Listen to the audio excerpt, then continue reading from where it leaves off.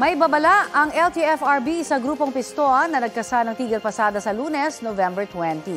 Ayon po kay LTFRB Chairman Attorney Teofilo Guares III, posibleng suspindihin o bawian ng prangkisa ang mga jeep na lalahok sa 3 araw na tigil pasada.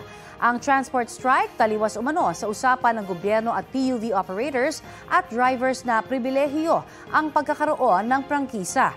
Sa kabila nito, ginarantya ni Guares na kaunti o walang pagiging impact ang transport strike. Nasa 12 ruta lamang daw sa Metro Manila ang posibleng maapektuhan.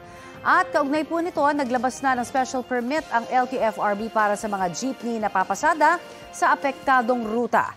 Nakikipag-ugnayan na rin sila sa mga LGU para magbigay ng mga libreng sakay. Makakapanayam din po natin ang grupong piston, kaugnay niyan, mamaya. Mga kapuso, para sa mga maiinit na balita, mag-subscribe sa GMA Integrated News sa YouTube. Sa mga kapuso abroad, subaybayan niyo po kami sa GMA Pinoy TV at sa www.gmanews.tv.